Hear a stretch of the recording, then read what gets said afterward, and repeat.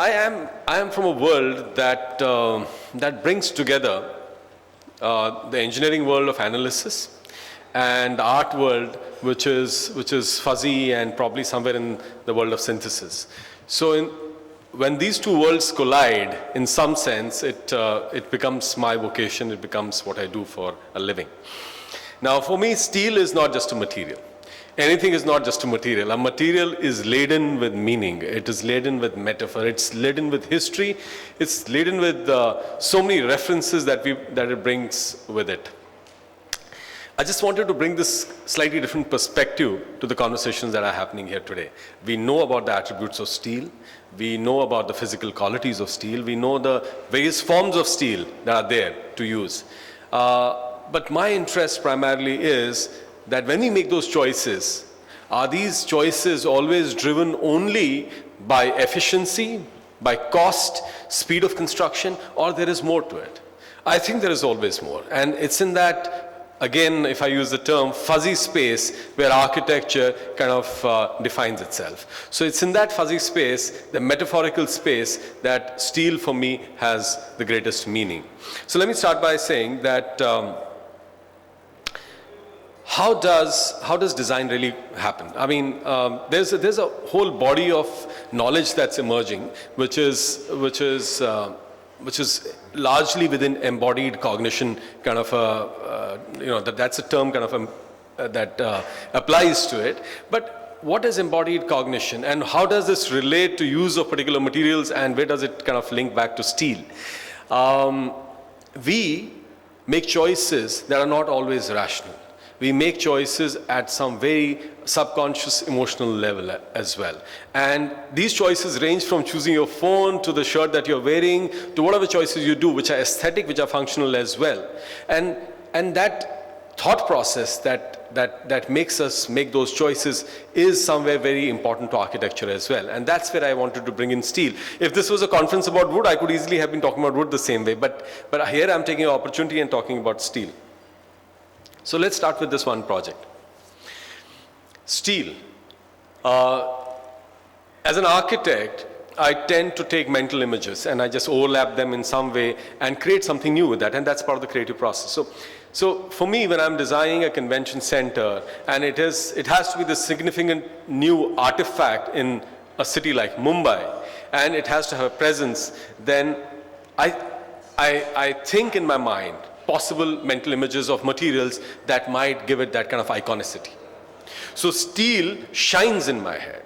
Steel has that glint. Steel has that reference to the bean that Anish Kapoor created, the great Anish Kapoor, before he started talking about India. So steel has that mental image for me. So it becomes a material of choice for me to express something. It's a skin that I'm using on a building, but that skin is about that glint. The skin is about that shine. That skin is about that feeling that steel creates and the skin creates, which shows a very forward-looking kind of ambitious agenda this city and this country has. Twin towers that we are designing. Now, again, we are still in that same space. What does steel do as a skin to a building? How we can play with it, how it can have a sculptural feel to it, how it can have a feel that communicates a very strong identity, a visual identity. This hopefully is going to be the tallest tower in all of Central India. And if these towers come up, then I hope that people who own them, who live there, have a sense of pride because they have this particular iconic building in which they're living. It also links back somewhere to the brand identity of the developer. It's Silver Reality, and they wanted something that communicated that. So here I'm talking about steel from a completely different perspective. It's not so much as a cladding material, but a tool available to communicate something, a tool available to create a sense of identity. A large complex that we are doing, a medical college complex. Here, the dental college. The skin on the dental college, again, we are still on that steel which is only skin deep. The dental college skin is articulated almost like sawtooth. I mean, you can interpret it in any which way. Or it evokes some sort of drill which is seen up close. The point is that the material of choice for me in my mind was steel at that time, because I thought that it would be best able to do what we wanted to do visually. Very high-end living. So a residential project, skin, we are using solid surface acrylic for a large part of the building, but we're also using steel in an interesting way. And here again, steel does the same thing. It becomes a sculptural element at the entrance. It becomes a skin on the parking. And also, since this building generally takes references from Antonio Gaudi's work and does that in a thoroughly modern context, then,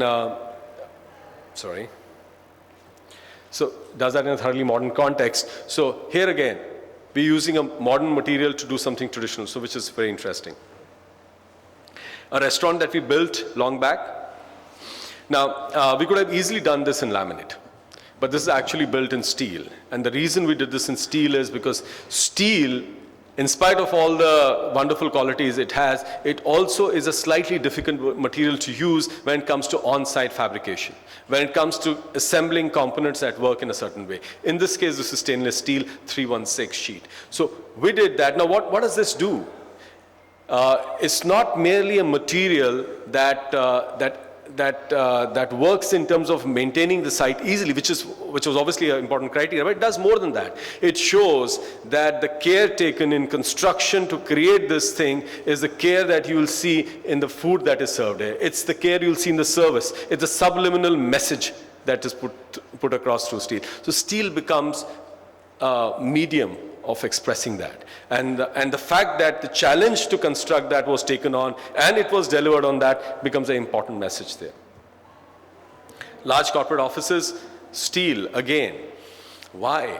There has to be a, I'm probably psychoanalyzing myself when I'm showing you these projects. Why did we ever make these choices? Why did we look at glass? Why did we look at steel? Because they talk about something. The company talks about something. Their identity talks about something. And I think the material of choice works for that.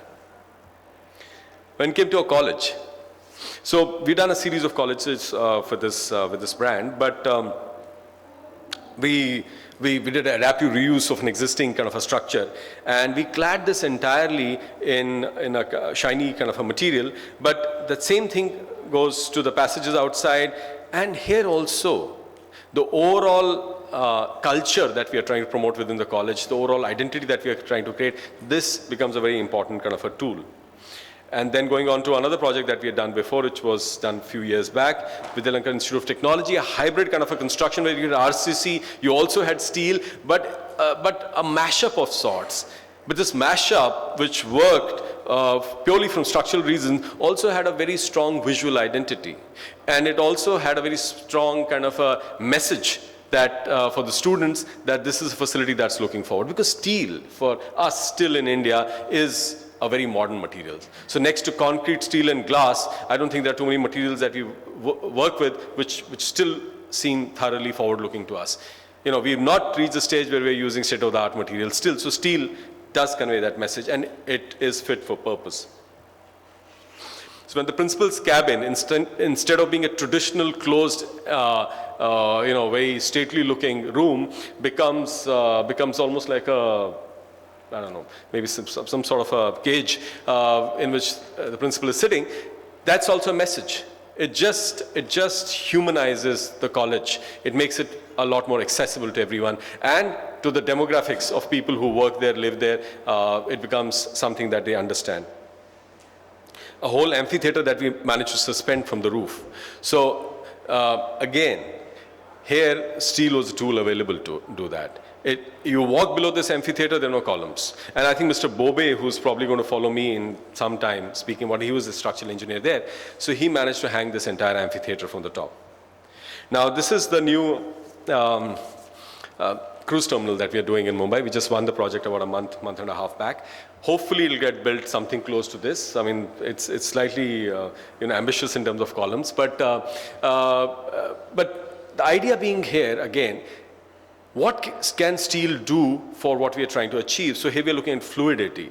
So the mental association of steel with various different attributes, one of the attributes is obviously fluidity. It's the fact that it can be bent, the fact that it can be shaped, the fact that it can be formed to do something interesting. So So this is purely at a conceptual level. Now we are working on the actual drawings. But again, steel is a material of choice, but also conveys something more than just being a cladding material or a roofing material. Again, the structural system integrated with what we are trying to do here. This is a ferry terminal that you're doing. Tall buildings, iconicity. I spoke about that in the first one, but in these ones also, the material of choice, again, steel. And why? Because it conveys something more than just a normal concrete building. A certain lightness to it, a certain slenderness to it, and which contributes to that feeling of iconicity. Another project that we're working on, and this probably is going a bit slow, but here, supermassive cantilevers, a hotel project. So it's a panoramic resort, and it's got, the first floor level kind of juts out everywhere. Again, steel structure that goes out, and the upper block is almost treated like a Viennese girdle. But the idea being, how do we make this thing look light, not look heavy, and seem to float up there? And steel again enabled us to do that. This was our interest in the Shivaji memorial thing. I don't know if there's any chance of that actualizing, but while we were doing that, we started looking at the structural aspects of how it could be actually put together. Ideas applied at a large scale for master plans. This is a large project that we are doing at city level, but finally down to specific projects. Strength versus lightness. So if you do a RCC column in the middle of the space and you typically clad it, you have to deal with that whole situation. But instead of that, we use steel columns to actually hold up that roof 19 feet tall. It's very simple, but there's a certain lightness to it, and that steel that allows you to do something so aesthetically interesting, but also light in that space is wonderful. More structures. This staircase that we did, the structure for this strange looking meeting room, all these, the basic structure done in steel, because we are working with the quality of steel to be able to bend, the quality of steel to take shape and forms and still keep dimensional kind of stability and form. Now I'm coming to a completely different thing. So steel used in an obvious context. So we associate, and that's the metaphor, we associate steel with modernism. We associate steel with progress. We associate steel with forward-looking efforts in architecture and design. But can steel be sensitive? Can be used sensitively? So here is this project that we are doing up north, where we are evoking the traditional multi-layered roof that you see up north, and we are trying to do this in steel. And why steel? Because the way we are trying to articulate it with lineal grooving and all of that, it will be something very interesting. The site is in a depression. You come down from Pakistan, this is the first thing that you see coming from across the border.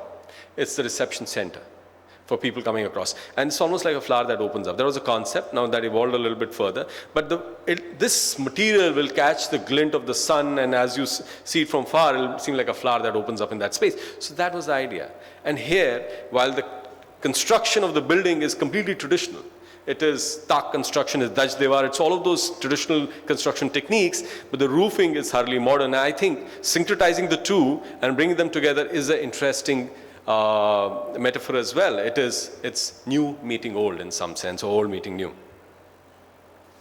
Another project that we're doing, again on the border in Poonch, there are also very slender columns that we are suggesting. I mean, this has not been vetted by a structural engineer yet, so I must put that caveat right now.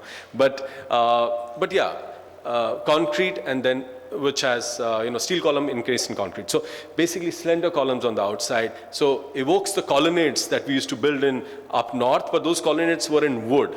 And we're using thoroughly modern materials, but we're doing slender. We're not doing thick RCC. A roof. I would love to do this in some sort of a metallic roof. Mountains. This building is surrounded by mountains. It evokes that topography. It has a whole, evokes that, context, that metaphor over there, but again in a modern material. And that, I think, is the play. That's the fun. If I were to do this in a traditional roofing material, like, wood shingles over there, it would not evoke, or it would not create that kind of a necessary emotional connection with people, or at least that impact. So here, the play between with something which is traditional and modern, and using a material like steel to effect that. Because steel, for me, is thoroughly on the modern side, and the rest of the building tends towards the traditional. So where are we meeting here? And that's what's interesting. Again, set of 17 villas that we are doing in Kerala. So we're doing a thatch kind of a roof, but the understructure is entirely steel. And this is what's fun as well to me. So tradition, modernity, effected through steel. This may not get built, unfortunately, because while we did this is a huge project that we were doing through computational design softwares and parametrics, and it was fun to do. And it was basically lightweight steel construction, the whole thing with cladding on it. The fact that we could do all these random shapes coming out were easy to do in steel. So steel became the material of choice to do something like this. And here it was a simple message. If you're going so thoroughly modern and you're doing the most modern tools to create design and create this. So we were interested in understanding how this building would be, building information would be managed, and then finally building assembly would be managed, and how it would be operated and run as well. And we looked at that seamlessly. And steel was a material of choice at that point as well. Another example of the same thing. You can see that we are trying to evoke a certain kind of architectural language. Arches have been around for a while in our culture, so have sloping roofs. But to do this in a tubular section, to create that lightness, to create that forward feel without losing the sense of memory, that's kind of important. This is a brick building that we are trying to do, which will have a shading device on the outside, while the shading device would be partly steel and partly bamboo, but the main structure is going to be in steel. And again, on the same theme, an old mill where we are adding a thoroughly new wing, which is completely done in steel. Structures that we done in Bombay, art galleries, same thought process, old and new. Now, I'll probably end this part of the old meeting new, and steel being the medium of choice really, with this one project where the skin is going to be steel, and we are working on that particular kind of a detail for the skin. But the inside of the building is very strongly evocative of Indian architecture. It's a cultural center that we're working on. So what happens in a building like this? A heavy building like this inside, and you can see that it's monumental in scale. It's huge. It's overbearing probably in many ways. Has a skin which is almost fragile and slight, and I like that contradiction in some sense, that a light structure could have a heavy structure could have a light skin, and steel can allow you to do things like that. There are very few materials that have that kind of a flexibility and quality. Now again, this is a project that we're doing in Mumbai. It's a whole building where we are doing the identity top to bottom. But you can see bottom left corner is the clubhouse, which for whatever reason has these kind of arches, which is for a particular community that we're designing. But when that same thing goes outside, then a sense of lightness comes to the same design by doing this in steel and using a perforated kind of a tensile fabric.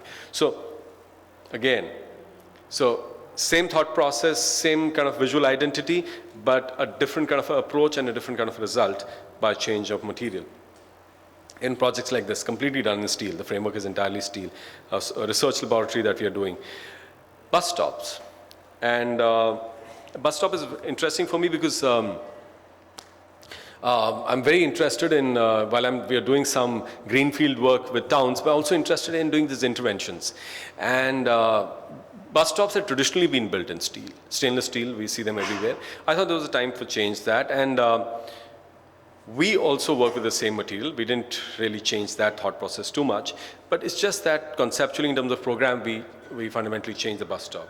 And again, instead of going with very heavy, big sections, we went for a lighter frame, made it look light. And I thought that lightness that steel can bring is very important. So this is a project that just got built in Lonavala. This is a building which is obviously RCC, but the skin is entirely steel of all sorts. How much time? Okay. So So the lightness that steel can bring to. So another metaphor that steel evokes naturally is lightness. I mean, used in heavy sections, it can be heavy and it can give you a sense of that. But it can also be very light. It can be light as air. It can be thin.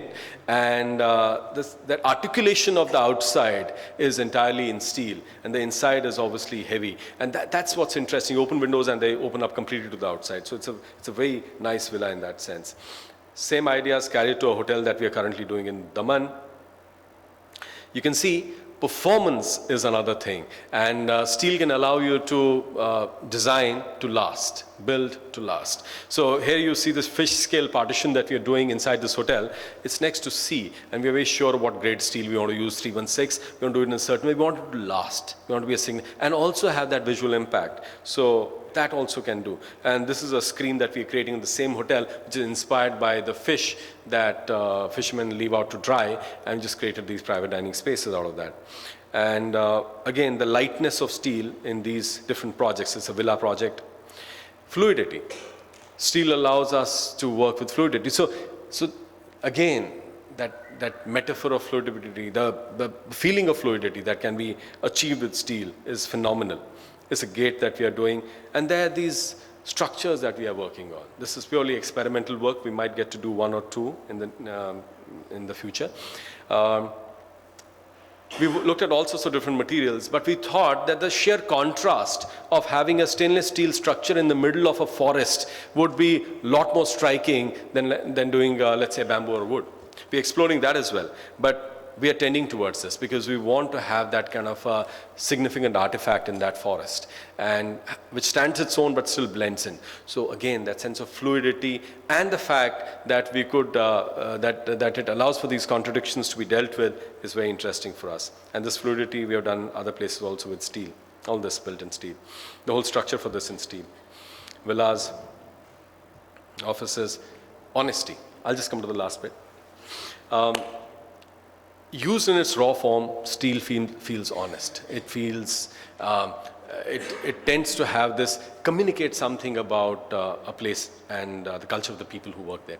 So this office where there is no reception, everybody walks into a cafe, is designed in materials in the raw form. So all the structure that you see on top is steel. Most of the substructure on the tables and everything is steel. It's a lot of steel in its articulation, but all very natural and not clad and not made to look like something else. And I thought that was important as well. The same for this project. And sometimes it can do very blingy things like this, or fluid things, but also, like I said about that forest, very close to this forest is the 60-acre project that we're doing, where we created a forest of bamboos, these tall, slender things that go up in steel. And so we like this cognitive dissonance that happens when you're walking through a garden, then you finally come to a forest almost, which is created out of a metal. And so we're creating this thing in Indore right now. More stuff that we have done in steel. I'll just not stop. This is a 70,000 square feet project that we are doing, single family villa in Nagpur. It's 5 stories and 20,000 on top. Again, the structure is going to be in steel. Same for this. I'll end with this. Now, this is a picture I just took in the morning at my home. So this thing is about 9 feet tall or 9.5 feet tall. It's a fairly big thing that my wife decided to add to our home. And what I like about this image is 2 things. It's one, it's obviously a steel forest, which my wife put together. It's got snakes and lizards and everything in there, which was fun to do. It's almost like an art installation. But while she did the shiny bit, while she created this very dramatic element in our living room, which is for some reason the contradictions seem to run through our presentation. So in forests we do steel structures, and in a home we do a steel forest. But so she did that. But around it is also very interesting. So I clad the rest of it in a metal which rusts. And so it's a rusty metallic finish that actually ages with time, so you have to stop it from kind of rusting to a full brown. But I thought that was the contradiction in the two, and the fact that they come together in an interesting way was quite a bit of fun. So this is at home right now, and for me, while I was sitting on the presentation in the morning, I think there was a good example in front of me where steel became the medium of expressing something more than just home decor. It's kind of laden with meaning in this case. Thank you so much.